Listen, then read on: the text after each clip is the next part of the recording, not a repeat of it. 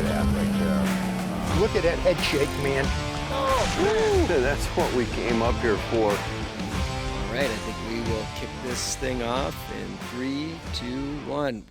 What's up, Pete? How's it going, Jer? Man, thanks for coming up. Thanks for having me. Jeez. So, Pete and I have been friends for a long time, and Pete, you've got a great background within the industry. One of the more connected people that I know. In recent years, we worked together when you were at Ferguson Keller. Yep, that was a rep. Yep, a Daiwa relationship, and then on to Omnia, and then Rapala, and now enjoying an early retirement. For those of you who don't know, the fishing industry, there's a lot of money to be made, and Pete's in his 40s and already retired. Yep, That's done. great. Good for you. Yeah, I recently just purchased a new truck without a job. I don't recommend that. It's extremely stressful. But no, to your point, it's the fishing industry. It's a passion. You gotta love what you do, but you have to be willing to put up with some stuff if you're gonna do it. You know what I mean? And there's tough times, and I've kind of going through one of those right now where I'm kind of exploring what my next option is gonna be. But to be honest, I'm feeling grateful. I've got a lot of opportunities that kind of come my way, so I'm in a place right now where I'm making a decision about what my future is gonna be, and I'm kind of enjoying it. Well, I bet. Yeah, and I mean, you're so well connected, and if there's anything I ever want to know on what's happening, you want a little industry gossip, or you're just looking at trends. I mean, I'm always calling, calling Pete to see what's going on. So before we get too into things, when we were talking yesterday, you were saying that you're getting the boat out. Did you do anything to the boat this year? Any rigging changes or? Towards the end of last year, I got a newer, which I'm sure we'll touch on a bunch today. I got a newer forward-facing sonar unit that I haven't dialed in the unit itself.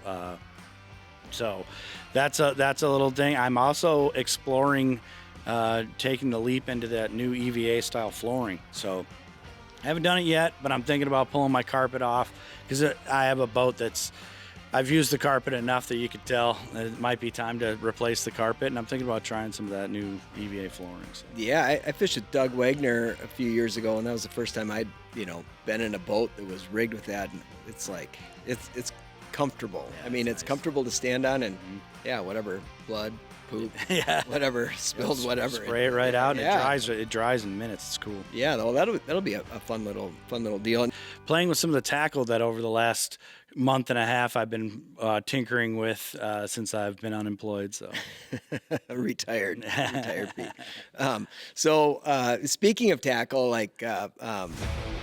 you are like one of the biggest gear geeks that I know. Like when it comes to really cool Japanese baits or just whatever. If it's high-end reels, sunglasses, tackle, you've got it all. So what are some of the baits that you're looking at right now that are just you're super pumped for?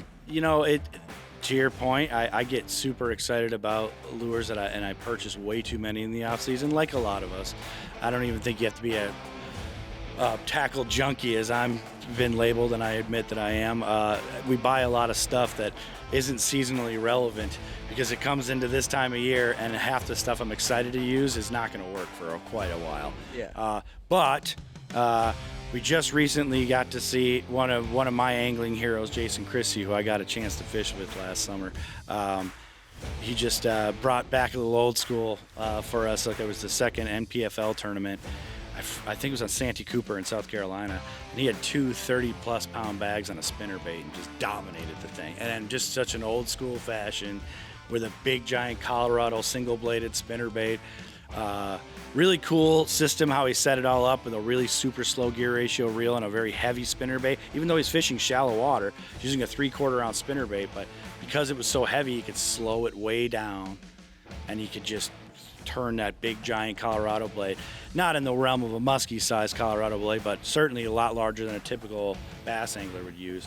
But what a cool way to catch 30 pounds of fish. Oh man, when you get that tight line bite, the spinner baits, chatterbaits, just amazing, and that thump of a Colorado for those that might not be familiar with different blade styles with spinner baits, a willow blade is going to have a lot of flash to it. You can't feel it as well, but in Oklahoma is kind of that in between. It's more of like a diamondback shape, and then the Colorado is more of a rounder rounder shape. And I'm with you. Like if you can get on a Colorado blade bite where it's just that dong, dong, dong, dong, dong, and then it's just an air ball. Man, I mean, that is the deal. That is one of the best things in spring, and they definitely shine. And I mean, spinnerbaits work all year, but you know, those bookends of the season, it seems like that slow, steady, you know, is just amazing. For sure. And that's really cool. That's got me motivated to do something like that. Cause I'm like a lot of bass anglers in the sense of, you feel defeated in the last couple of years that all your favorite stuff's kind of gone by the wayside. And here I have this arsenal of minnow baits and all this stuff, fuzzy dice and weird little lures that you're being told that's what you got to use for success nowadays.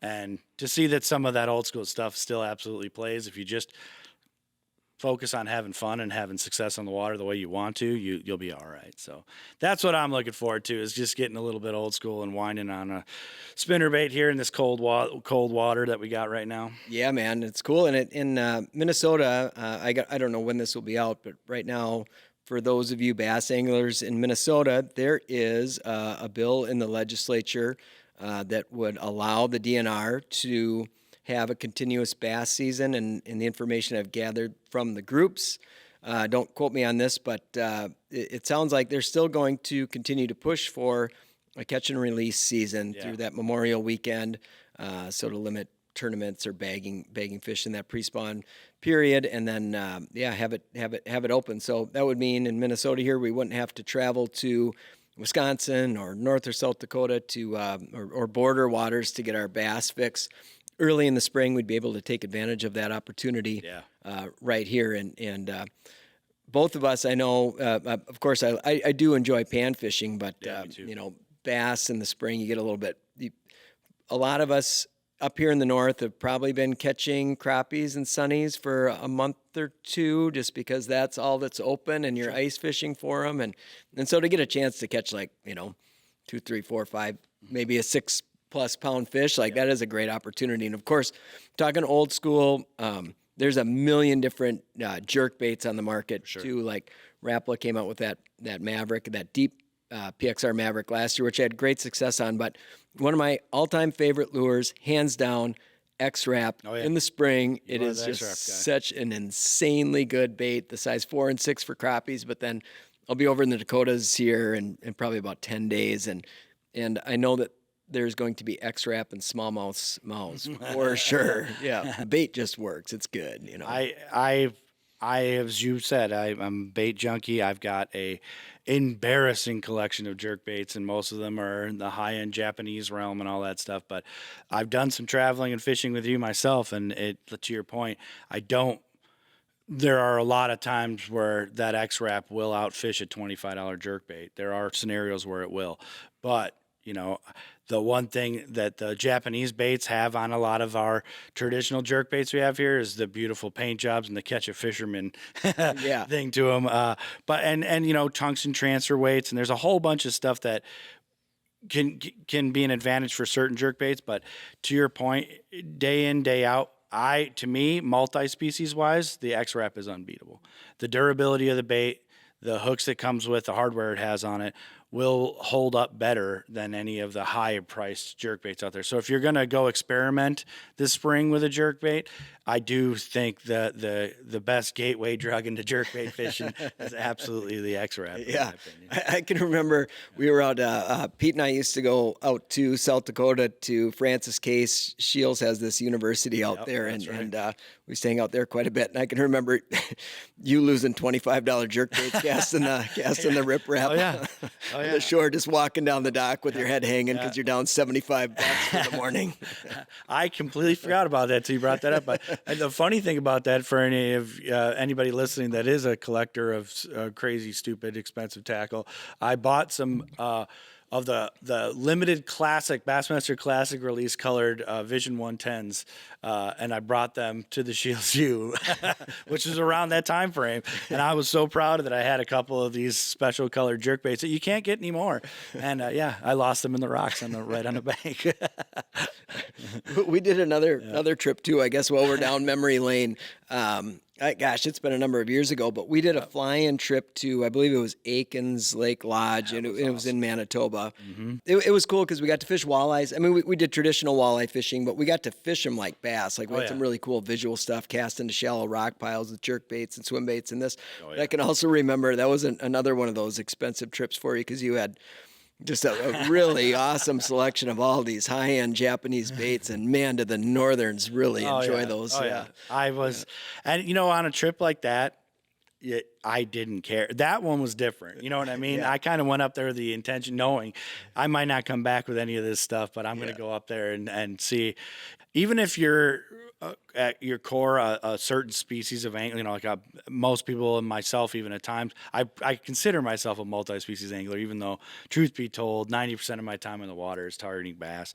And Canada is, even if you're not going for your target species of bass that you typically fish for, if say you're a walleye or whatever, Canada gives you that ability to really try all the stuff that you want to try and make it happen.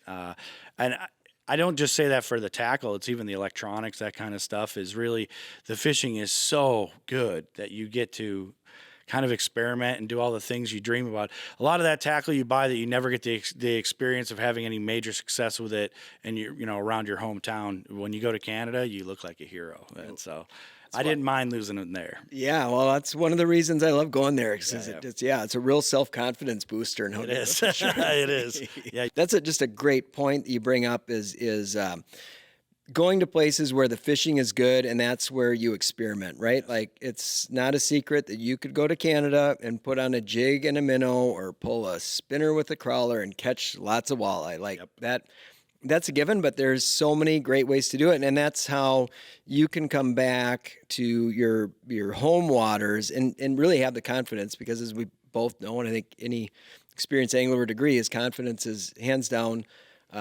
number one. And if you're confident throwing it, and you learn the nuances of all these presentations, you just become more successful with them. So, I was talking to, we do some shows in the wintertime, seminars, and you get to talk to some folks, and like the jig and wrap, as popular as that has been for the last decade or more, it's pretty remarkable how many walleye anglers have yet to, accept that as like one of the top presentations ever for walleye. Yep. And just having a few conversations with people who tried it last year, and one guy was like, we go to, I think he said they went to Lac Seul. Obviously they're expensive and concerned that, oh man, it's going to cost a lot. But when you're paying $30 a minnow, or 30 cents a minnow, 30 cents a minnow in Canada versus this, he's like, actually, he's like, I lost like a dozen baits on that week-long trip, but he's like, my cost in lures was half the price of the guys getting minnows, and I caught more fish. 100%. So it's one of those things that now all of a sudden that group will go back with some different artificials, and you get that confidence. And not that bait isn't a player, and bait doesn't work really, really good certain times, but exactly. It's all about what your motivation is on that trip. For me personally, it's exactly what you talked about, is gaining confidence and things that your analogy or your point there you're making with the jig and wrap's very true.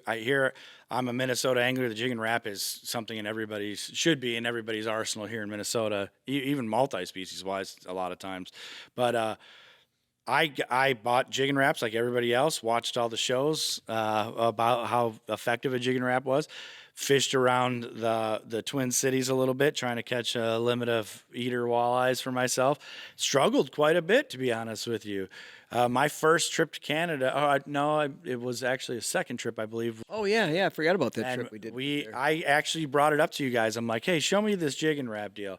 And, 200 walleyes later on a jig and wrap, I'm an expert with a jig and wrap. Right. And like you said, it was obviously the fishery puts you in that position, but my confidence level went through the roof, and now it's absolutely a staple for me.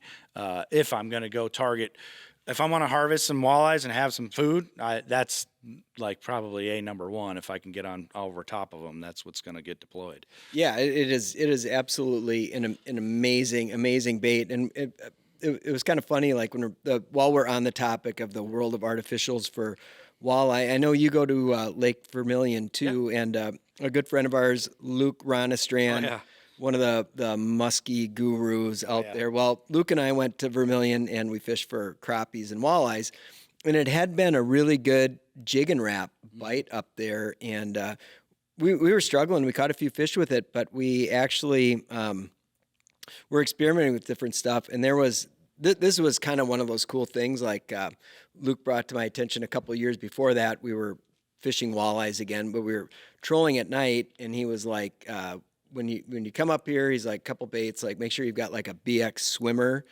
some big floaters, that type of thing. But he's make sure they're like olive backed or perch colored. And this is for night trolling. I'm like, that's just total BS. Like there's just no way, it just doesn't, I couldn't get my head around how that could possibly matter at night. And it was actually a thing. I mean, like the fish preferred the perch patterned baits. And we had that same deal happen this year up there. We were fishing for walleyes with that new deep PXR Maverick. And it was like Luke was playing around. There was like, he had like an olive backed one, and then there was like a whitish perch one. And then there was like this chrome perch one that I had just tied on. And dude, it was just like, if you had that lure, you were the best fisherman in the world. Like it was unbelievable. I I watched the show. I honestly, it's funny you bring that up, because that was something I thought about talking to you about today. Was in my world, that whole fishing a jerkbait with a spinning rod, and I watch you doing them with that a lot, especially with that bait in particular, because the hooks are really finessey, like razor sharp little hooks, but you kind of got to play a fish out. You can't be really aggressive.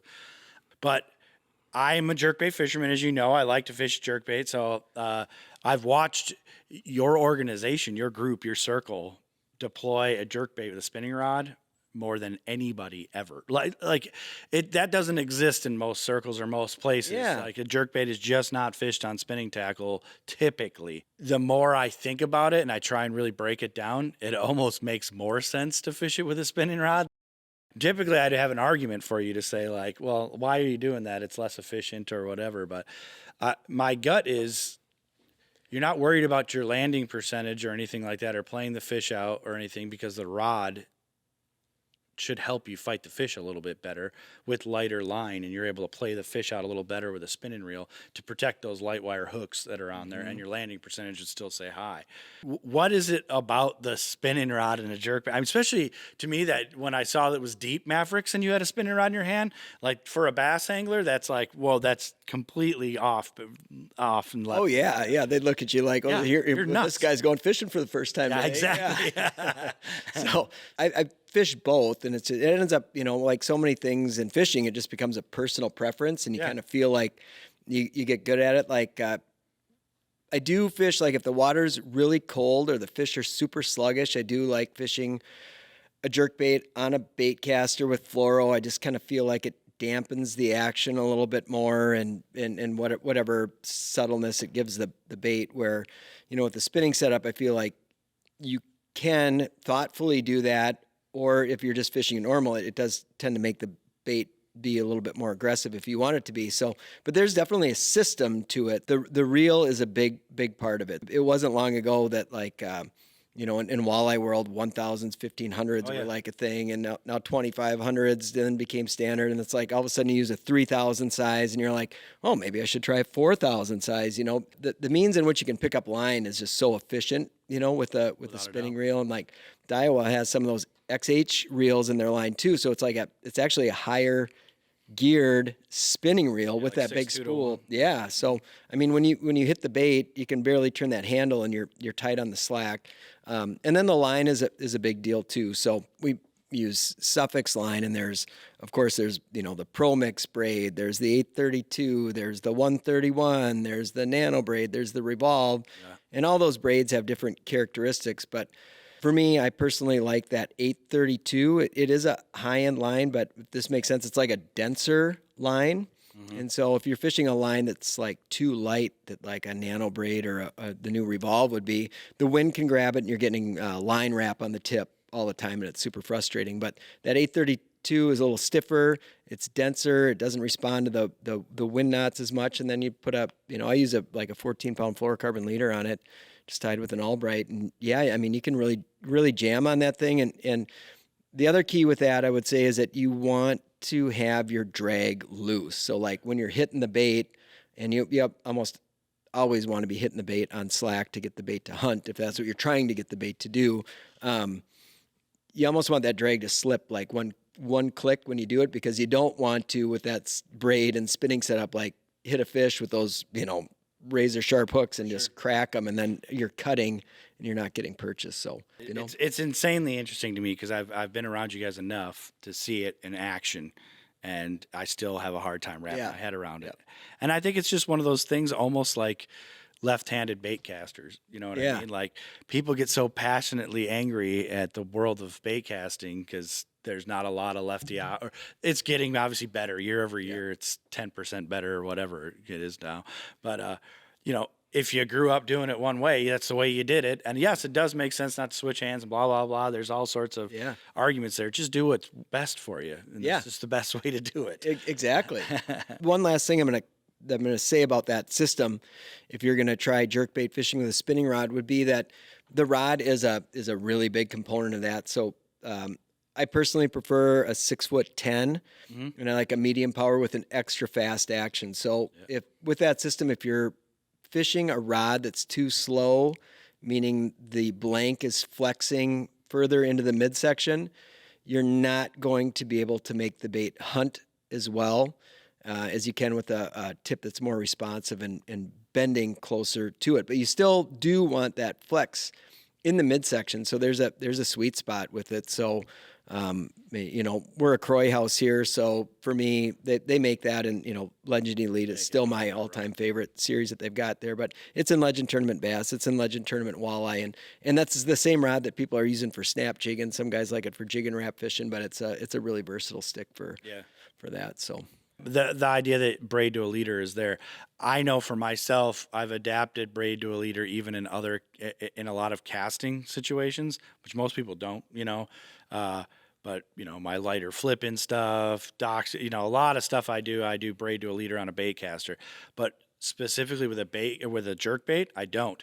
It's a lot harder without a nicer spinning reel type drag to fight a fish with light wire hooks with braid and a bait casting rod and a bait caster. Then it's a lot nicer to fight them on a spinning rod. You have a lot more control. You're fighting the fish a lot more with a rod with a spinning rod, whereas a bait caster typically, at least my brains get that hook in them and just start getting them moving your way. Grind them in, instead of kind of playing them out and letting them run around and stuff like that. Yeah. So when you were talking about fishing braid to a leader, I'm assuming fluorocarbon most of the time. What are you doing for a connection knot, and like what applications? That's a question we get asked all the time. Is like, okay, when do you use braid? When do you use fluorocarbon? When do you use mono? And that would take us the whole show to get through it. But give us a few scenarios of when you're using on bait casting specifically. I'm honestly, I'm back to that 10% a year, and now I'm slowly getting into making an excuse for it in almost all applications. I mean it. Short of moving bait treble hook stuff, where I have seen it make a difference with casting equipment, and I'm even trying to make that work now with some copolymers and things of that nature to go into that as a leader to give myself a little bit more shock and play in the line. I just am running out of reasons to say it doesn't work. Sure. We've always, there's so many reasons. The expensive line nowadays, the really good fluorocarbon is very expensive. I'll get a little conspiracy theorist on you here. A lot of talk in the tackle world out here, in the dark shadows of it anyway, in the underground. We were discussing the fact that if you're not familiar with the legislation going around on PFAS, which is a chemical, I believe it came from like cookware and all that first, but it's very prevalent in like rain gear and like Gore-Tex materials. It's prevalent in a lot of stuff. It's one of the major components of fluorocarbon. Really? Yes. So forever chemicals, So it has been rumored for a while that a lot of the manufacturers have been monkeying with formulas and things to try and get within the realms of to be able to follow the guidelines as this legislation hits.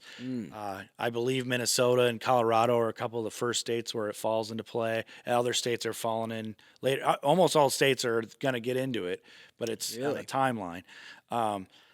So, there's hook manufacturers. A lot of your hooks that are nano coated or that silver kind of coating that I absolutely love on hooks. That gives me a lot of confidence, and my favorite hooks have that coating on them. That coating for a while was really not showing up well on the testing. It was going to have to go. So manufacturers have already started to adjust for this and be ready for it. You're going to see it on the labels of your tackle this year when you go out and you look at tackle. But a lot of your line that's manufactured overseas, this is all rumor, by the way. I want to point out that I've talked to the manufacturers myself, and I can't get straight answers. In fact, I've just been told everything's fine. But just talking to other anglers, we've seen some inconsistency in the performance of a lot of fishing lines. And this is across the board. This isn't brand specific, anything like that for any brand. Where a line that was traditionally really, really stiff, that you knew was a really stiff fluorocarbon, may have a little bit more play in it now. One that the knot strength was absolutely abnormally strong all the time, that all of a sudden, hey, I had some strange knot fish, or I had to start tying different knots with it. So I've been experimenting a lot with copolymers and fluorocarbon-coated monofilaments, things of that nature, to try and see if I could gain my confidence that we all have built in fluorocarbon now, that I could get the bites with those kind of lines, but I will get that strength and durability that you're going to get out of a copolymer or a monofilament. And obviously, that other side of that is at a fraction of the cost. Now, to confuse things even more, I've recently found some fluorocarbons that I was really impressed with. Now that I've been trying different kinds and things of that nature. So, but back to what your question was with the knots and things like that, it changes for me depending on the types of line I'm using. Really thin braided line on spinning tackle. The FG knot is really, really hard to beat. It is. If you're someone like me, that me and Jared touched on it right before we got started, and I'm not sure if it made it on here, but I'm going to be in cheater world here soon with glasses, but I'll be seeing a doctor here shortly about that. But I struggle with FG knots in the boat or in a time crunch, especially if I have to tie a whole bunch if I'm rigging or things like that. So I honestly never break the modified Albright or Alberto. There's a few names for it, as you guys know. But that knot, to me, is the most consistent knot for me as far as my ability. I tie them really good, and I don't break them. I don't break them on fish. Now, let's knock on some wood. I have broken them casting. I have broken them on a snag or something like that before. Easier than I do break the FG knot. But I've had more FG knots fall apart because I tied them like crap. So therefore, I have kind of started to lean more towards the easier knot that I tie more efficiently and better and faster. And honestly, with having had this kind of fear that fluorocarbon is going to change in its properties, trying all those different lines that I was talking about has kind of been fun. It hasn't been very expensive to kind of try this stuff. I mean, you get a 300-yard spool of all these copolymers for $8. It's nothing like the fluorocarbon world. And I could really experiment with it. But so I am, even with some moving baits, experimenting on trying to do braid to a leader, because there's nothing more satisfying than spooling up your reels like I'm going to be doing a little bit this weekend, and obviously over the coming weeks here quite a bit. I just got a whole bunch of reels tricked out by a guy, so I'm waiting to play with those, but spool them all up with braid and not touch them for the rest of the year. Yeah. It is so satisfying. I love monkeying with tackle, but I do not love spooling reels all night long. Yeah, man, it can be a big job. I remember talking to Seth. This is kind of right when the FG knot hit the freshwater world anyway, and talking about some of the flipping situations, pitching, flipping, punching situations where he was, running like 10 feet, 20, 30 pound fluoro, and so that FG knot, to me, like on the baitcaster side, I'm with you that I do, like, I don't have problems with the modified Albright. I know that it has failure potential, but I also can recognize when it will fail. So you stay ahead of it. But that knot definitely does not perform as well with the small guide trains on a lot of the bait casters. So like that FG, if you do want to do that and you fish northern waters where there's a lot of jacks that like eating jigs, like seriously, you just throw some fluorocarbon on there, man. It's great. And if you tie an FG knot, and the other place we use this all the time too is vertical jigging lake trout. So If anybody fishes trout, you know that they love to roll, and I feel bad when they roll up in the braid. It does seem to rip their slime coat off, and that fluorocarbon seems to be a little bit better on them. But you're going on a trip to Canada, you know you're going to be doing some vertical jigging. I'll put on like a 25, 30-foot leader of whatever pound fluorocarbon, 14, 17, to an FG knot, and that thing is going in and out of the aperture of the reel, through the guide train, everything flawlessly. It lasts the whole trip. You're never retying. You're clipping away at the end of it. Yep. But you put enough on there, and it doesn't matter. It's very true. And you get the shock, and you get some stretch, and 100%. Everything's great. If you've got the time and you've got the, you're confident in your knot tying ability, there's no reason if you're, rigging up the night before a trip and you're sitting there ready to not to tie the FG. Mm-hmm. You should tie it. Yeah. I have a very good friend, Jeremy Keel, used to be a guide up here, fished FLW, lived up here in Minnesota. He moved down to Tampa, where my parents live, so I saltwater fish with them quite a bit. Cool. And that guy can tie an FG knot while talking to you and eating a sandwich in 30 seconds. I mean, it's the most impressive thing I've ever witnessed. Nuts, yeah. We're talking salt here, folks. We're talking. I mean, I don't know if you're not familiar with a snook, but their gill plates are. They'll take your finger off. They're razor blade, and they'll roll around in fluorocarbon, like you said.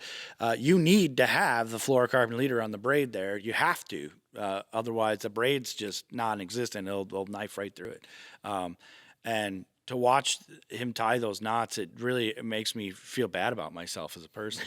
I fish all the time, and I consider myself a tackle junkie, and I am absolutely worthless when it comes to tying that knot. And it's only because, similar to what we talked about earlier with the baits in Canada giving you confidence, my confidence level shrunk because I've been that guy to rig rods up the night before Derby Day, go out Monday morning with my buddy in a team tournament in a Denny's and fire that first bait off about, send it to the other 40, shore. 50 yards further than I intended on casting because that sucker came apart on me. So, man. Yeah. Pete, one of the things I've come to you with advice on a lot of things is, gear. I try to be as up to speed as I can, but I mean, you've had really extensive training, knowledge. You've, and one of obviously brands that we've got a lot of loyalty to is Daiwa. Yep. And I mean, you know more about those products than I do. And if anybody isn't familiar with the Daiwa brand, like it's some really high-end Japanese engineering. I mean, it's different than most things. And you got the chance to go to Japan, and I know it's not only, the real technology, but they've got all kinds of crazy, cool stuff happening. They are a true vertical manufacturer, which is pretty cool in today's world. I mean, most of the rods on the market are sourced rods from a handful of factories overseas. Luckily, there's some U.S. manufacturing in the last couple of years has had some success too, but rarely do you see a manufacturer be able to start to finish manufacture, engineer and design and build the product that you're touching. So that's why, during my time being affiliated with Daiwa, we got to be part of a really fun period in time in that company's history of watching it go from kind of it had little niches of success to kind of global success as they really attacked each market. And one of the successful things, the joys of looking back at that was getting to work with you guys as we worked in reels at the time, that reel technology, into stuff that would work for the northern markets up here. But obviously Daiwa's had a lot of success in the bass market. They're able to work with the anglers on this technique specific type equipment that they need, design it, engineer it, and manufacture it, which that sounds like it should be common, but that's not. There's only literally a few manufacturers that do that. So Daiwa has a little leg up when it comes to not just what they're known for their reel technology, but their rods. From when I started to right now, it's crazy. I've even got lucky enough that last year I got to go to Japan and see some of their facilities and see some of the way they make. And it is really, really impressive to see their blank technologies come to fruition. They share a lot of that technology with the golf world. Really? So the shafts you see, the carbon fiber shafts in the golf world, which, as you can imagine, there's a little bit more money in that side of the world. So there's a lot of advancements in technology they share in those two spectrums. So that's why you see them really taking these huge leaps forward and gaining market share in rod technology. Knowing that there was work with the anglers, right? So you're talking to these guys, you're getting the input from these guys, and really hyper specific stuff is what's pretty cool too. I mean, it's not like, there's obviously generalist products in there, but there's, like you talk about, it is for this exact thing. Yep. Yeah, exactly. And I would say, I've got to miss out the last couple of years on a lot of R&D stuff that I've been really impressed with. I'm jealous that I know York Oda, who was a friend of mine, who went to Germany for a while and did a lot of stuff with Daiwa Europe. He's in their product development team. He's back in the States now, and he is great guy, very fun to talk to. Satoshi's there, Takeshi, a lot of really, really advanced, and they've got some people now stateside on their team so that the communication barriers aren't there. So like I said, I'm a little jealous to see some of the stuff they've come up with of late. They're really getting really advanced in different technologies and travel rods. So like bending ferrules, telescopic rods for packing, for a lot of the stuff that you get to experience. But just to even see them get into musky rods and walleye rods and all that was all really pushing the envelope for us back in the day when I was around the company. But to watch them doing it now, it's pretty cool to see. To your point, they're getting hyper specific on the needs of the anglers in all different species and different geographies. Yeah, and I what I can say about that brand, having not used the rods, but the reels in particular, is that, one of the challenges for us when we're going through this stuff is that if you're to try to tell somebody that they should buy Tatula MQ, or you should get a ballistic MQ, or you should step up into the Kage world, or even get into Certate or Exist, is like, Revros is pretty nice. I know. You know what I mean? Like, it's a challenge. It's good all the way up, and that idea of taking this high-end technology and refining the manufacturing process where you can bring it down into the price point reels below, and you do, seriously, if you're a consumer and you're not super user like Pete, or just where you're fishing every day, like the products that are under $100, I'm saying in that like $50 to $100 range, are really good. They're really, really good. Like, it really does shine for them. It's almost two opposite ends of the spectrum, right? They have incredibly super high end equipment, and then they've got some price point stuff that's really incredible. And that's always been the case with reels. And of late, you've seen them be able to do that with rods across the board, from Steez rods. They manufacture their own guides, their carbon fiber guides, which is unbelievable. They're lighter. The whole set of guides on an AGS rod is lighter than one single guide from any other manufacturer. What? So the weight and the rod, it just feels like the rods are weightless when you're fishing with them, and the sensitivity is incredible. So kudos to them for taking that same process that they did with reels of bringing that high-end technology down, and they do that with rods as well. And what brought us into that the fold with Daiwa is this Midwest market. So you, having traveled and spent as much time around the country and the world, bass in our industry does obviously get the attention. The fishing industry is focused on bass. It's the big deal, rightfully so. It's the most popular sport fish in the country. But how big, people always ask me, like, how big is the Midwest fishing market, overall? It's fluctuated at times, gone up and down. What we're seeing is some positive news in that market of the artificials things is finally the good work to the folks here at Linder Media for finally getting that word across. I know you guys have been flying that flag for a long time, that you don't need just a box with some lead head jigs in it and then go stop at the bait shop. There's all sorts of opportunities to catch them, all sorts of different ways. So that market is expanding because we're seeing anglers think outside the box, and maybe do some casting instead of just trolling, or do some, deploying of artificials instead of live bait fishing. So the market's growing as far as the breadth, the range of products.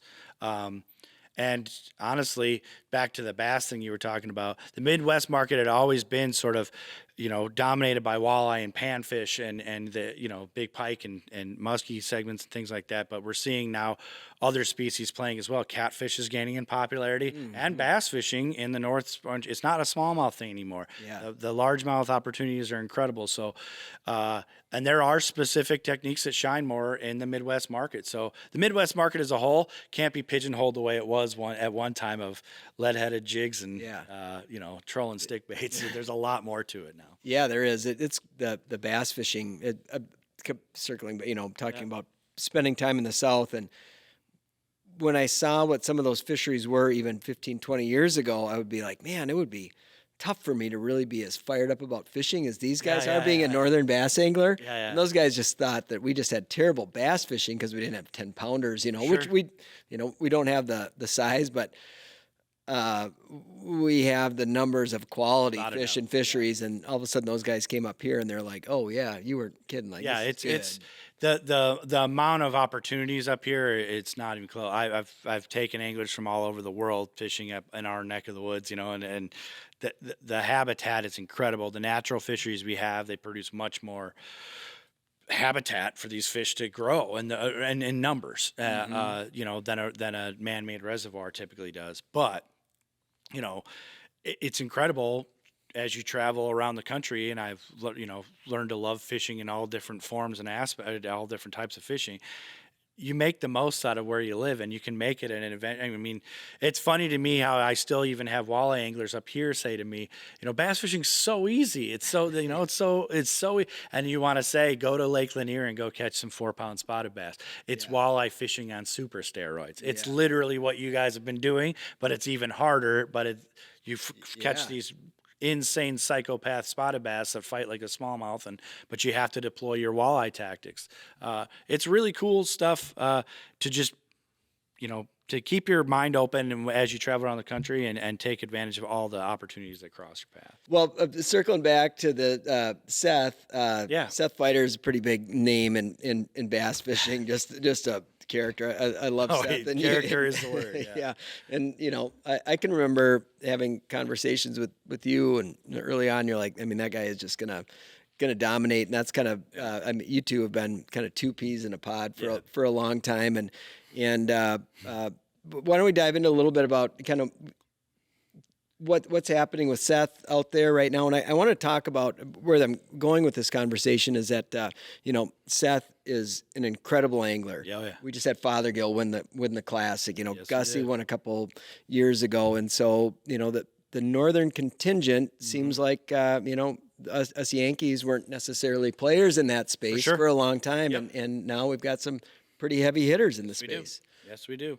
And I only mentioned a few because there's a lot more. There is. You're right. That's a good point. There's a whole bunch I don't want to leave out. A lot of Canadian anglers are kicking some serious butt.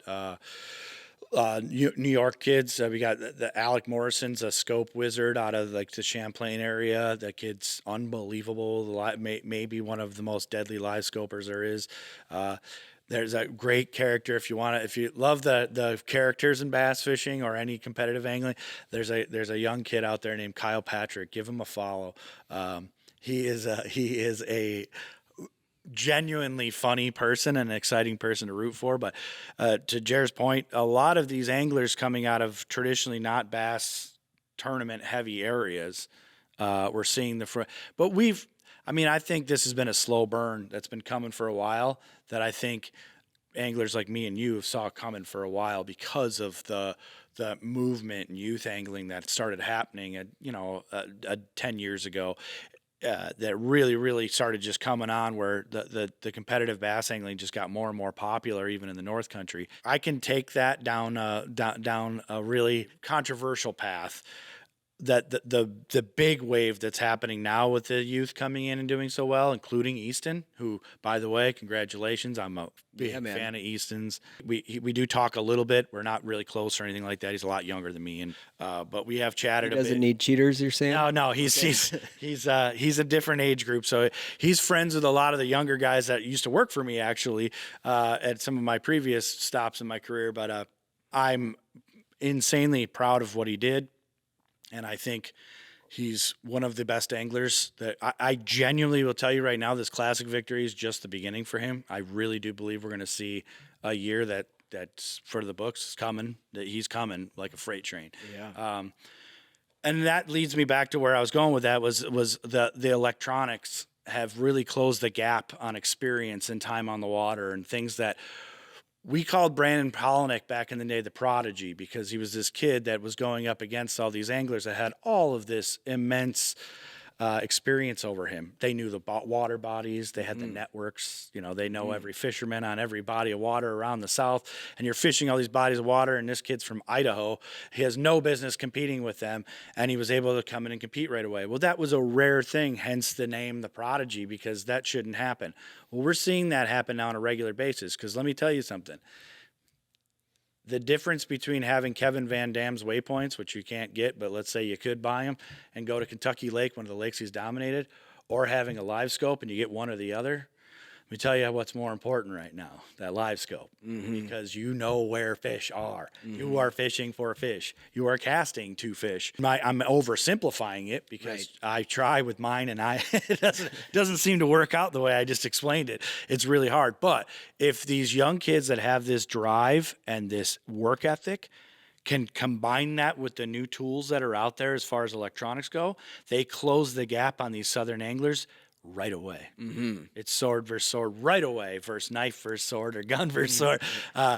Seth, back to where you were going with that, I watched him have to go get his butt kicked. He got to get bloodied and brutalized. I mean, there was some real panic. His story, but people think might be an exaggeration of him going away, not going to make it before he got I believe it was a second place in the cross, and then he made it to the Mille Lacs AOI tournament where he won. That turned his whole career around. But on his way back from, I believe it was the Potomac River, which was the tournament before lacrosse, he had called me and said, that's a wrap.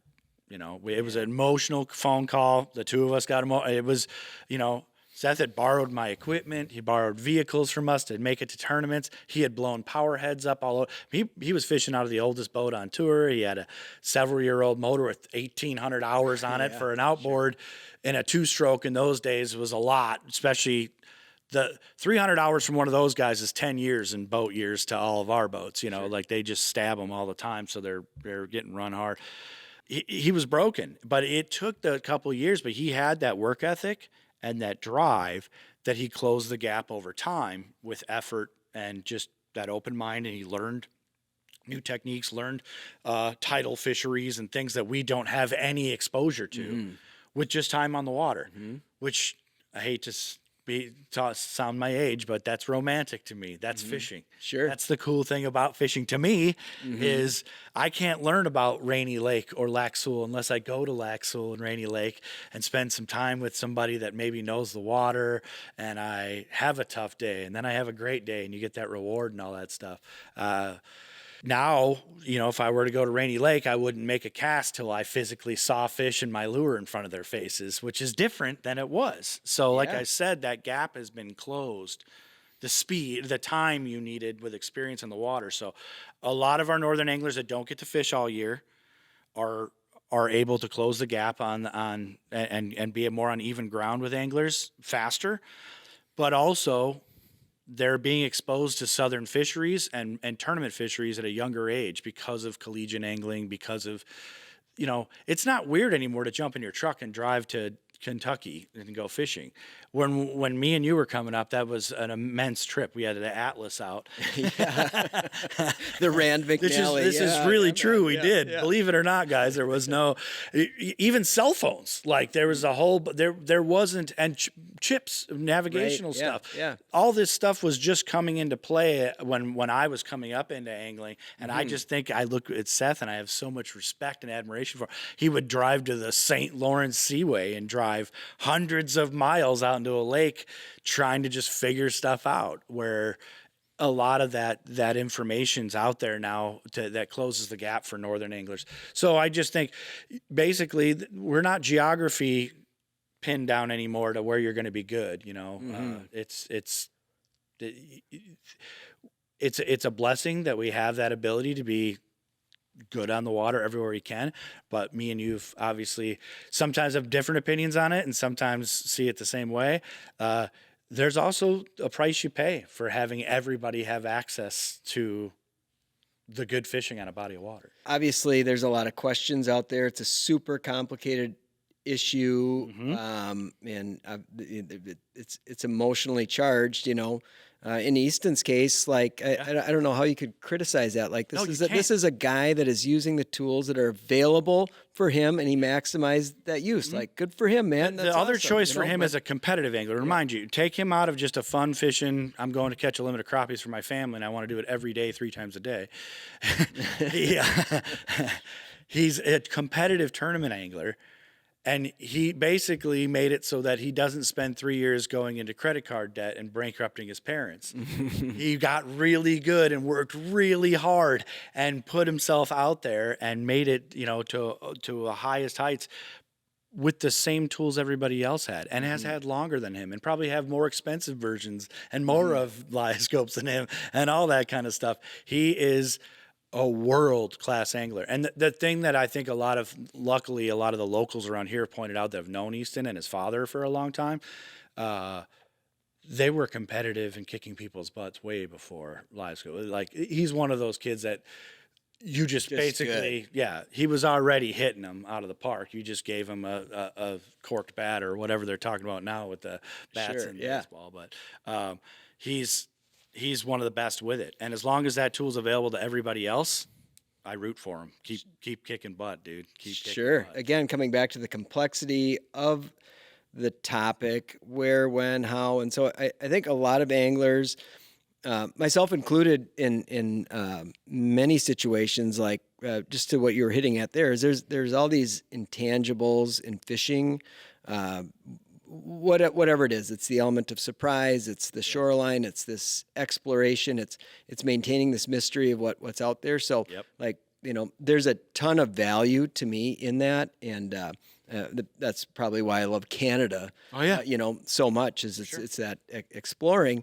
But you know, at the same time, there's a ton of fisheries available that, believe it or not, there are fisheries that do respond well to stress. Take Lake Erie. Like, harvest is good for a fishery like that. And so, you know, I don't really see, and why would you restrict the use of technology when you're encouraging anglers to enjoy their time on the water, use this as a harvest opportunity, capitalize on it as much as you can. But there might be another situation where we're looking at, you know, obviously something I'm passionate about, native musky fisheries, and seeing its use for targeting fish in deep water with the sharpshooting practice, which I, by the way, just have to come clean, have done, wanting to learn, just being a student of angling, like sitting back and saying, I don't like that. What is it? You know, you want to learn about it, understand what it is, to have the full perspective, and seeing it like, you know, this probably isn't the best idea for a fish that takes 20, 30 years to get there, to handle at that rate. So that might be an exception. But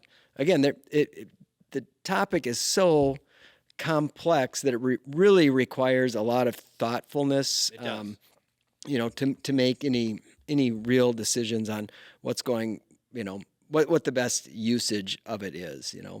From an industry perspective, I've had to sit on both sides of this argument quite a lot. I bet. A lot. You know, when you work for a manufacturer that watches most of its assortment lose its relevancy because it's no longer what's being showcased to the public is viable product anymore.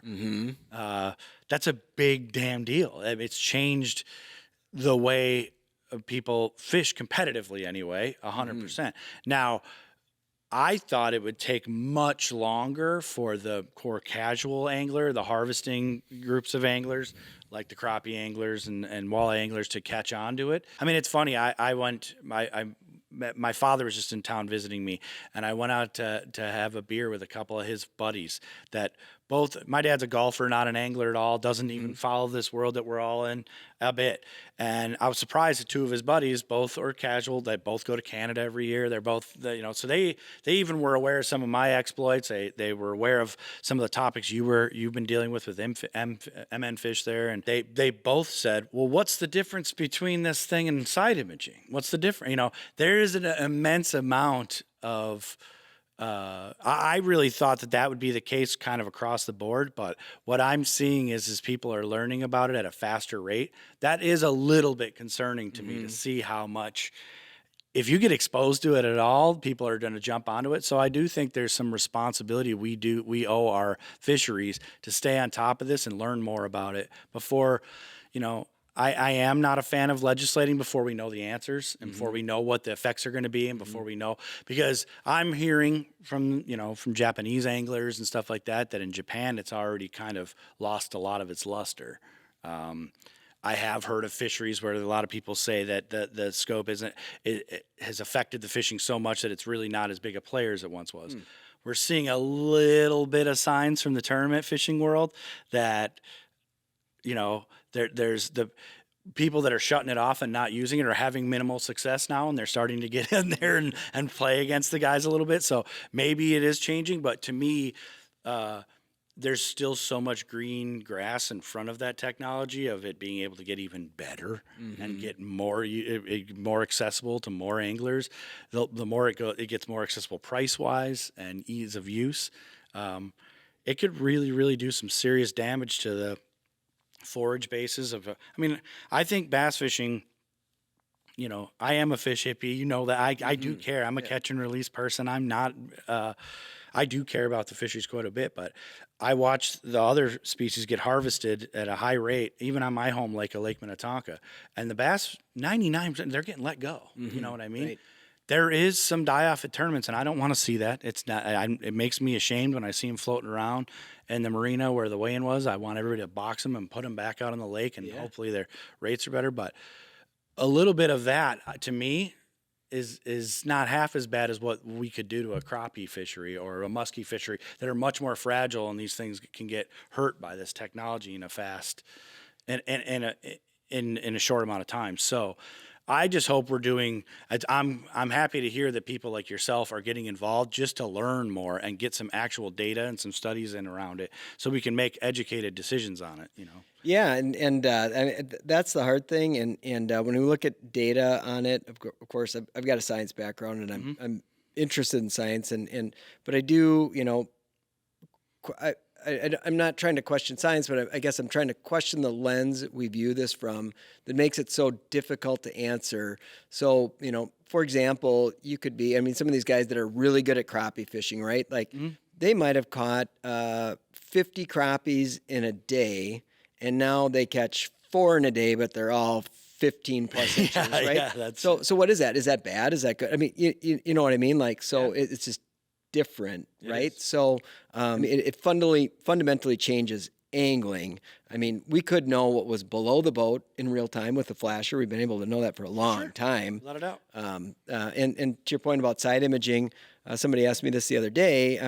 Side imaging is an absolutely amazing tool. 100%. It's like the best thing there is, period, to give you an understanding of what bottom composition and cover look like, and in many cases fish.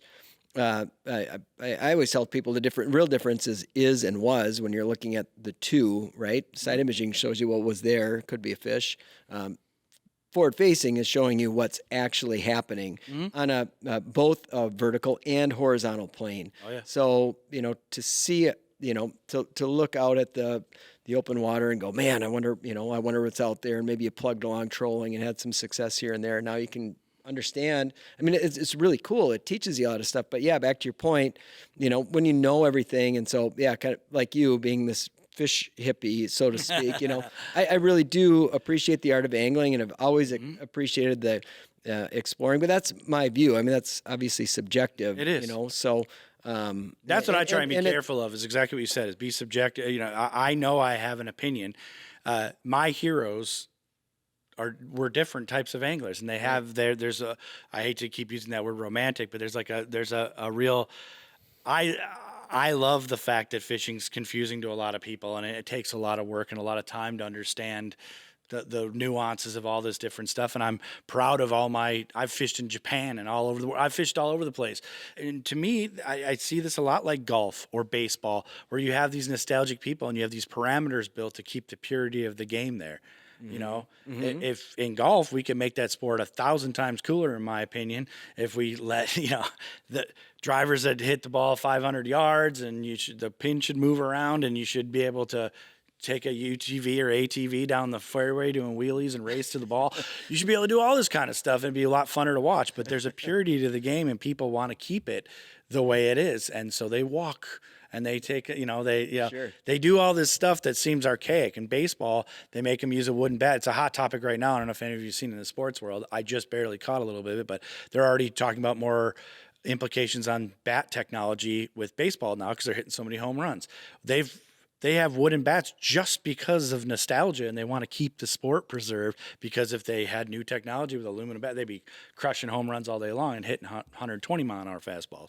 So to me, that it doesn't seem that weird in fishing to say, like, no, this is where fishing is. Like, look at the arguments, the stupid arguments that I've sat and made time after time with people who are casual anglers of why I use artificials instead of live bait. Sure. I mean, to me, and I think to you, it's so plain as day why me and you don't discuss that. Yeah, you wouldn't even talk about it. We wouldn't even think about that at all. Yeah. But to the general public that's using live bait still, we're kind of idiots. Like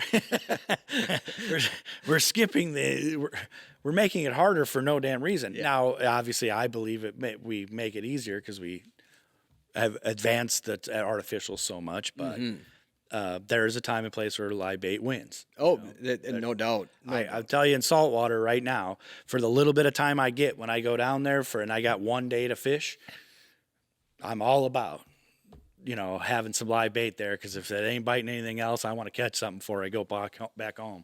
Al Linder I'm talking about here, like, he is obviously a way better walleye fisherman than both of us put together, so, I mean, he is just hell-bent. He is not gonna use live bait. Like, fishing can be really bad, and he's just sticking with the artificial stuff. And that's, one of those things that just forces you to learn and find different techniques that are effective. And I enjoy walleye fishing. It's not my number one go-to fish that I chase.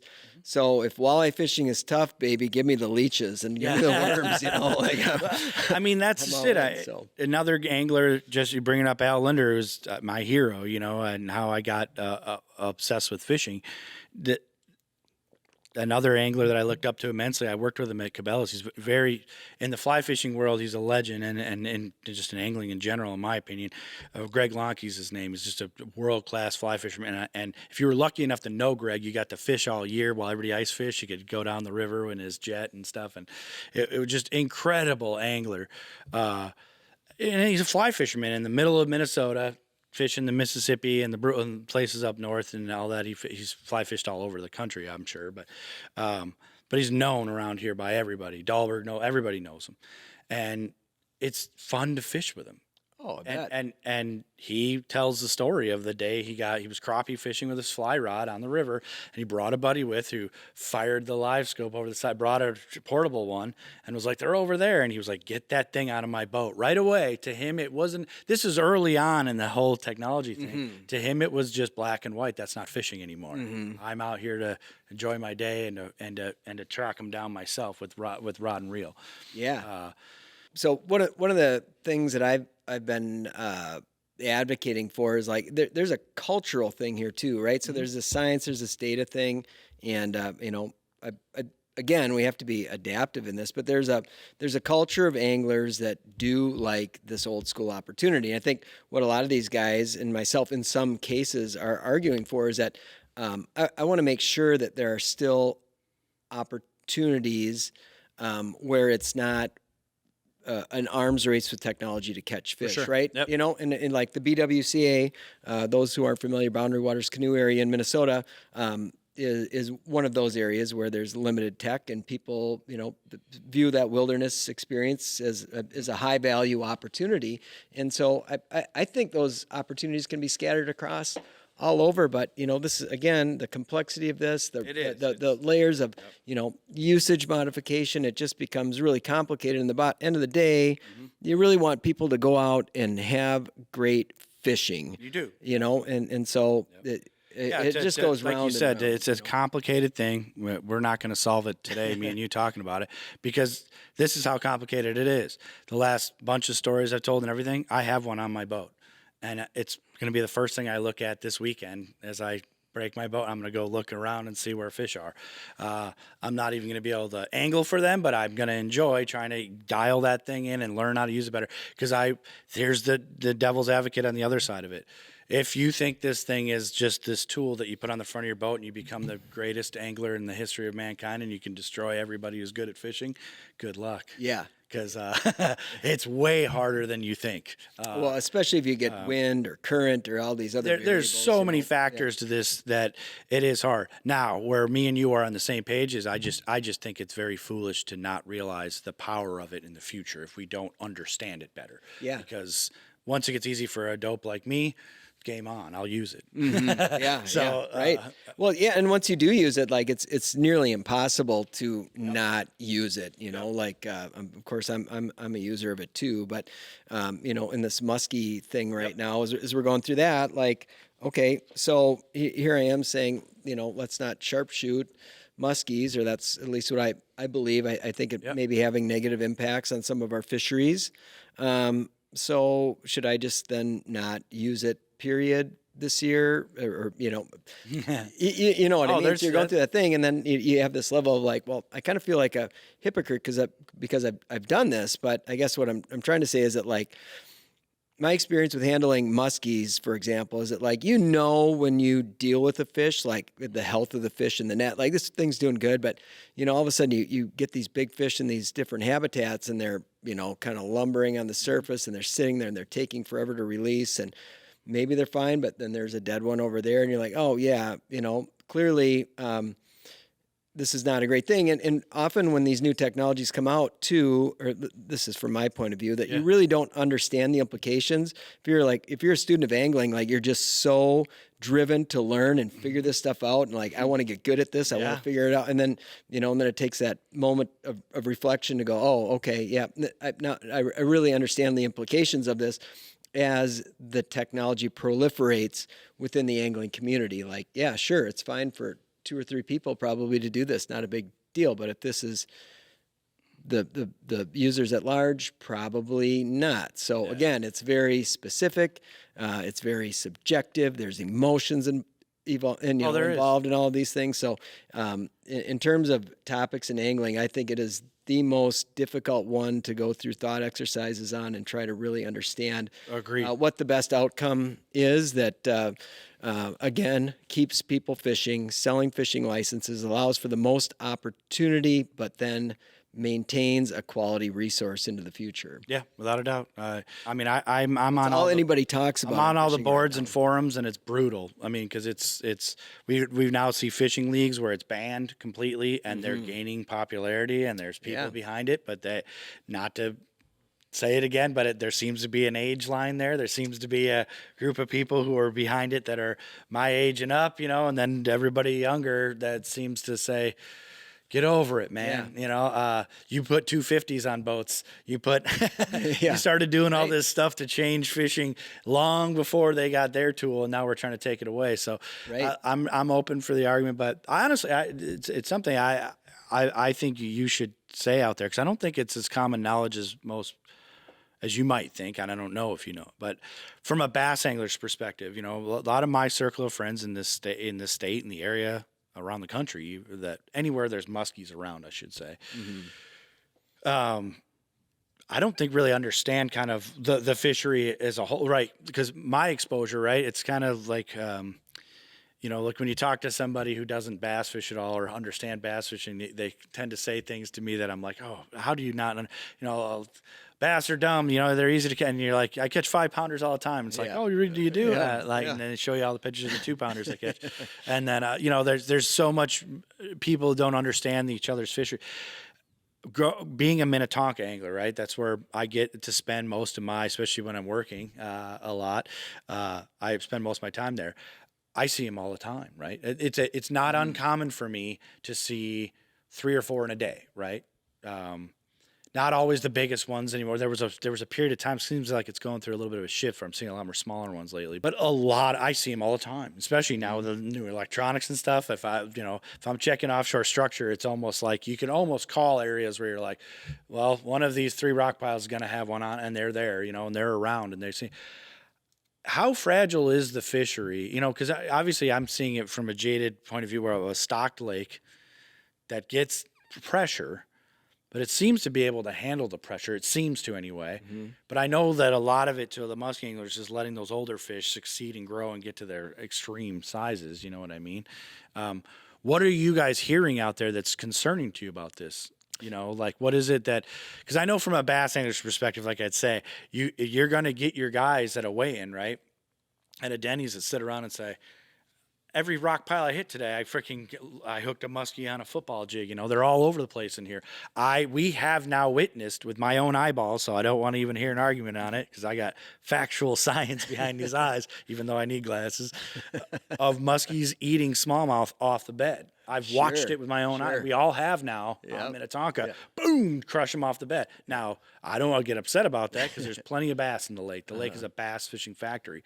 But you're going to hear guys say, well, there's tons of them in here.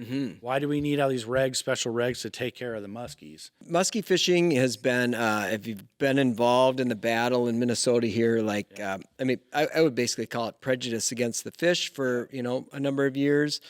So it really kind of the history, I mean, it's always been, you know, in the northern states here, but in the late 90s, early 2000s, there was some stocking that had taken place that really ballooned all these opportunities for musky fishing. The state of Minnesota had created this, you know, I'm a product of that generation. Fell in love with musky fishing. We have all these great fisheries. Mille Lacs was one of the best fisheries on planet Earth. For sure. Obviously, Minnetonka, a great one. Lake Vermilion, the lakes in western Minnesota, the Bemidji area. So all these lakes were amazing. We've got, you know, businesses making, you know, like a Musky Mayhem making bucktails. We've got Thorne Brothers, you know, a great retailer in the state. All of this stuff comes around, and then stocking changed, and basically we saw these fisheries start to decline. So like Mille Lacs, which was once, you know, the world's most premier musky fishery, you know, anglers were saying for a decade, like the fish aren't here anymore. They're gone. The fish are gone. So there's this opportunity that was created. It had a huge following, and now the fish were gone. So these anglers start moving around, and it starts condensing this pressure. And where we're at in the state right now, not that I'm not saying that Lake Vermilion, Minnetonka, some of those places don't still have muskies and aren't still good fisheries. They're just they're different, and the densities are probably lower than they were 25 years ago, and so and the opportunities to chase them are not as abundant as they once were. So really one of the things we're seeing is a lot more condensed pressure on our native fisheries as these stocked fisheries have collapsed. So Leech, for example, is the one that I've been spending a lot of time working on, and of course there was always this mystery, and we would open water troll or do some casting. You're trying to, it was just this, you know, seemed like a world of discovery, trying to understand what was happening in this open water environment. And you would contact some fish, and there's guys who were really good at contacting decent numbers of fish. But when this technology hit, and not just when it hit, I mean, when it hit, there were people who figured it out very quickly and got really good at it. Many of them kept it quiet, but you know, the cat's out of the bag now. So what this practice is, and I'm not encouraging people to do this. So now what you can do is you put your motor in gear, you drive 3 to 5 miles an hour, however fast you can do to look, and you're panning around. And of course they're giant fish, and we know they like to spend a lot of time in this open water environment. And so now basically you're just driving. So the practice of doing this is referred to as road hunting, spotlighting, sharpshooting. So this culture of musky fishing that's gone from shit, man, this is really, really hard work to do. Oh yeah. And now it's like, hey, let's grab a case of beer and drive around until we see one of these things and throw a tube on it, you know? So, there's a big cultural shift, and Leech in particular, I've seen several dead muskies out there, and a lot of the people that I'm talking to, the guides and stuff, they're like, we're seeing numbers of dead fish out here. Yeah, like, it's legit there's problem, big dead floating fish out here, and the pressure has really gone up. Like I said, a lot of the guides who were on Mille Lacs, who are on Vermilion, these fisheries aren't, Vermilion's still pretty good, but people are moving to Leech because their other opportunities have dwindled. So you've got this really highly intelligent pressure on native fisheries, and we're knowing that they're really easy because of their size. They're really easy to target in these environments. Mm-hmm. And all we're saying is that, like, hey, this is the lake where all of the brood stock and eggs for all of Minnesota's musky fisheries come out of here. Yeah. And there seems to be some areas in Leech Lake that they like to hang out at, that they're vulnerable to this technology, and maybe we should take a look at this. So, but on a positive note, this is pretty cool. Yeah. So, Minfish, Jeff Arnold's really been spearheading this. Minfish, Bemidji State University, Minnesota DNR, and support with anglers and that whole Walker community is going to do a telemetry study this year, looking at muskie movements, and then also looking at some of the survivability and answer some of these other questions to get to this point. Because right now, back to your point, like, we've got anglers saying, hey, we don't like this. It's a cultural thing. It's a social thing, that there's a large group of people who want this to change. And there's other people who are like, hey, I don't think it's really, really doing stuff. You might be overreacting here. Let us have at it. So, but that group says, show me that it's damaging it. Our group, or our point of view, says, show me that it's not. And nobody has a, from a science perspective, there's no real clear answer. So it's a basically who's got the loudest voice here and wants to make something happen. So it is cool to see that collaboration with the agency, with the university, with an organization like Minfish spearheading this. So I'm excited that it feels like, though not a lot of people fish for muskies in Minnesota, it's getting some press. So that's pretty cool. That is cool. No, I appreciate you kind of going in detail on that, because I don't think that's what you were explaining there is common knowledge amongst anglers of other species that understand kind of where the world of musky fishing is. You know what I mean? Especially when you're a meathead bass angler and you're focused. But yeah. But I kind of wanted to talk a little bit about smallmouth, and that we were talking about some of these northern anglers and their success. And do you think that relates to the smallmouth bass? Because I do want to kind of say one thing that is definitely relevant to smallmouth bass fishing is years ago we produced the FLW series, and so spent a lot of time traveling to all those southern bass reservoirs, and got to know a lot of the guys on those tours, and spinning rods, fairy wands, like those guys did not that was a joke. Like if you had a spinning rod, like dude, whatever, and so bait casts and stuff, in which the mostly largemouth fisheries. And now it definitely seems, I guess I'm looking for your take on this. Is this because people are going north, have exposure to smallmouth, or has the largemouth fishery just changed that much where, kind of how does smallmouth relate, I guess, to the whole bass world right now and trends that you're seeing? Well, I think that the smallmouth exposed techniques that started catching fish on pressured fisheries. Just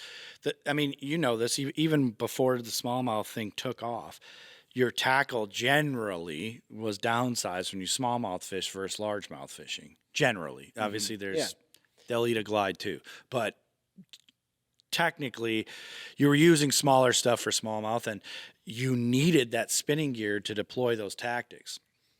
I'll still argue you still do, because there's an argument now out there for that BFS stuff from Japan. They can do it with a casting rod, but I'm not very good at it. It's a lot more complicated than that makes it. But I think the smallmouth fisheries exposed a lot of tactics and techniques to the southern. The southern anglers were forced to adapt, and they were forced to fish the spinning rod. They were forced to deploy these tactics. Well, as bass fishing has started to even grow in popularity, which it has. Yes, the tournament world doesn't right now. It seems like it's in a tough spot, but the amount of participation in bass fishing has just gone up and up and up. And a lot of that's youth. It's funner to play with artificials and the electron and you have much more opportunities. They're spread out around. But once the smallmouth exposed a lot of those tactics and a lot of the, the use of your electronics at that level, all that stuff, you saw anglers start to deploy that stuff down south as well for spotted bass fisheries. And then you saw exposure all these fish are getting on Toledo Bend, for example, in Texas for the Carolina rig and a lipless crankbait and a blah, blah, blah, all these baits that they normally would throw. You get a guy that goes and tries throwing a Nico worm outside of a brush pile, and boom, you're getting these bites because those finesse tactics that were happening typically just in smallmouth fisheries are now getting deployed all over the country. Now, there's going to be a big argument from the West Coast guys to say we knew that way before the smallmouth stuff was going. You know what I mean? But they had smallmouth in those fisheries too. I should say that. A lot of people credit Aaron Martins and a lot of the earlier people like that, even before him a little bit, that were coming from the West Coast, showing all that spinning tactics to those guys. It just took a while to adapt to. Mm-hmm. I mean, if you're big fish hunting, it's kind of like musky fishing, right? Like damn well I could go catch muskies too and you're one of the people who'll do it with a bass rod, a 7.3 medium, whatever. I can still go target and catch muskies with that rod. Mm-hmm. But it is way more. It's better to throw those bigger baits and the bigger stuff with the actual musky tackle, with musky size reels, musky size line, musky size rod. Yep. The same thing in bass fishing.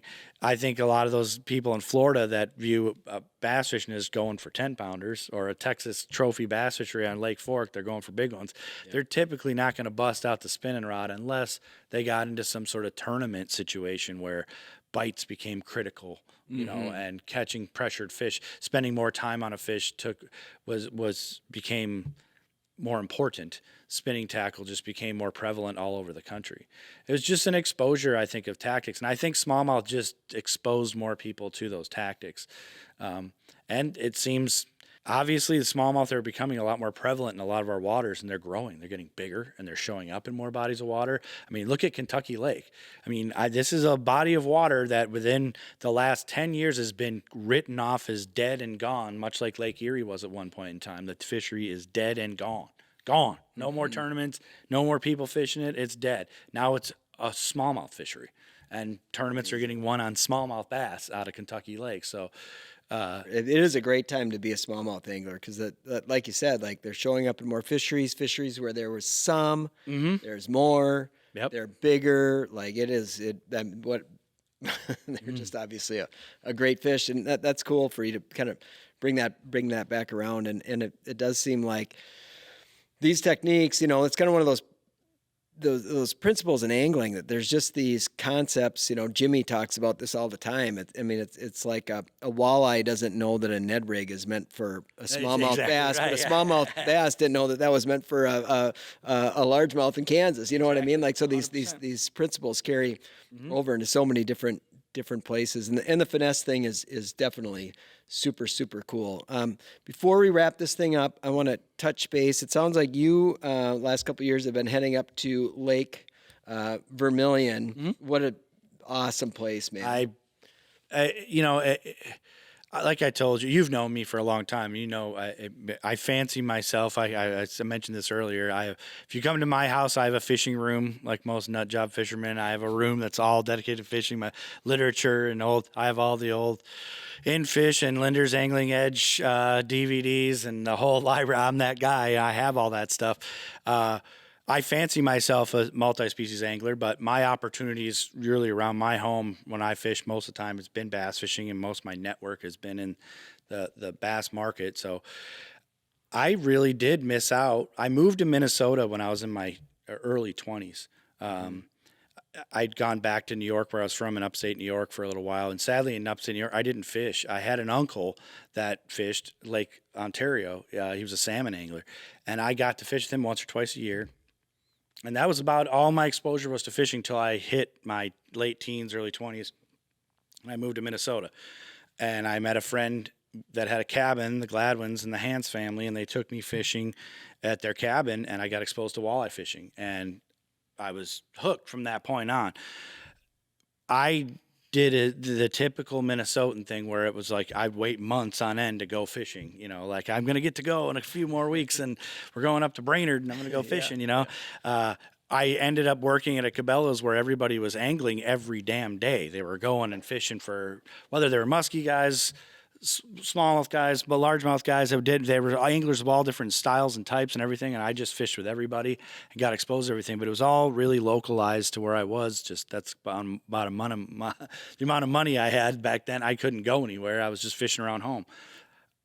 Sadly, as I got into my career and I got to go fish I'm very lucky. I've got to fish all over the whole United States and Canada and a bunch in South America and even in Japan. You know, like I fished all over the place.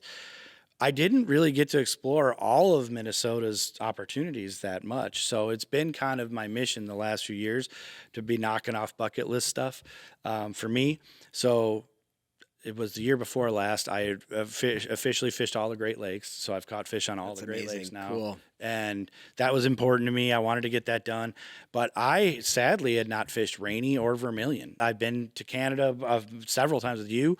I've fished all over western Minnesota, central Minnesota, southern Minnesota, all that, but I'd never really explored that like Vermilion and Rainy Lake area, all those fisheries up there, Pelican and Oar, all that stuff. I'd never done that. Yep. So the last few years I've been making it, and I now know why everybody. It's a jewel, you know. It's a special place. Still has that almost Canadian, you know. It's a very Canadian feel to it, without having the effort of getting into Canada and going to Canada. You know, it feels more accessible for some reason. Mm-hmm. You know, it's got great amenities for my wife who loves to gamble. So watch that retirement fund. Yeah, it's exactly it's an easy place for me to justify going to. And honestly, for someone like me that fishes that my style, it is an incredible fishery. I think it's one of those fisheries that's hopefully stays this way. Hopefully protect it enough and take care of it enough that it's still one of those fisheries that's that good that it tests you at times. It's not like it's one of those places where you're going to go drop the trolling motor and go down the bank and just waylay them. But there's days you can do that, and there's if you put in the work in a day there, you're gonna stumble into some really good fishing. Mm-hmm. You just have to put in the work, and it's that good of a place that'll happen if you just put the time in. And meanwhile, you get to feel like you're, you know, away from it all. There's a lot of cabins on it, but it presents a lot of good fishing opportunities for the ways I like to fish. So it's just kind of the best of both worlds to me. To me, Vermilion is. It is cabin country still. It's still a cabin style lake, but it fishes almost like a destination Canadian fishery. You know? Oh yeah, it does. And to your point, like the family thing too, like obviously there's a casino there, but you can get fuel when you're on the lake. Exactly. You want to stop in, man, I'm hungry. I could go for a burger and a beer, pull in. Yep. Like all those things are there. And the multi-species thing there too. I mean, walleye and musky got a lot of attention for a long time, and it should. Like, it very much should. Yep. But the largemouth fishing's good, the smallmouth fishing's good, and the panfish. I think that's kind of one of those overlooked deals too. Like I heard there's a great perch bite out there. I didn't get a chance to take advantage of that. I never stumbled into those. But I will say my first trip there. My father, like as I mentioned before, he had rented a cabin for the family. We went up as a family trip. I don't have a big angling family. I'm the angler in the family. But we had some guests, my dad's friends and things like that came up there that I got to look at here. I'm not, you know, I wasn't even targeting walleyes. I had a black hair jig on, and I went into the back of a lot of the pockets and everything, and I was fishing shallow flats in the back of it. There was a lot of wind. I was getting out of some windy areas and things like that, and I was really exploring early on. I didn't ask for any help right away. I just kind of went out there and was feeling out Vermilion, and I was firing a hair jig around on the flats in the back of pockets, and I was crushing walleyes. And I mean, it was all on accident, you know what I mean? But I looked like Al Linder that week to the family. You know, I could call it my shots, you know, who wants a walleye? And what do you want for dinner? And I could catch them, you know. It was really cool.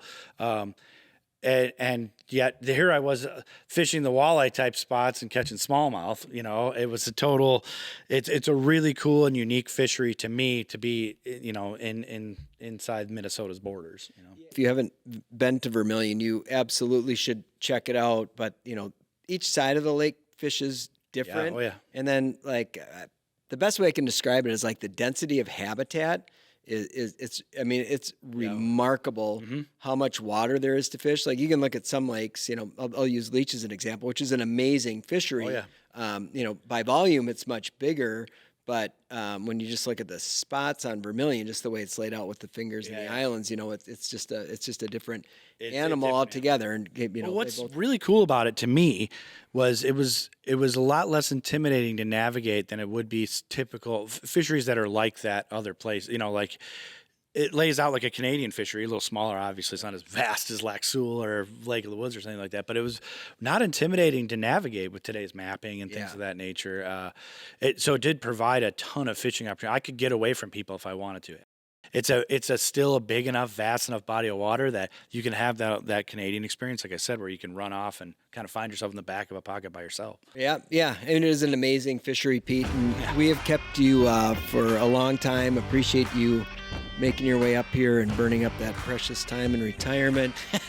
Sit and BS about fishing for a while. But before you leave, we've got a customer of ours, Fresco. They've got these cool magnetic prints. You can see what's on the wall here. Oh, look at that. Yeah, so it's a magnetic tile board. Oh, how nice. Yeah, it's cheap to replace these images. And you even took a picture of me with a big one. Yeah, that's awesome. Yeah, well, that's cool, man. Cool, man. I'm looking forward to hanging this up in my garage, man. That's really nice of you. Yeah, of course. Well, thanks again, Pete. We really appreciate it. And if you are watching this episode on television, there is an extended version available on anglingedge.com. Check out our YouTube channel, Angling Edge, or visit AnglingBuzz. We appreciate everybody watching. We'll see you next time.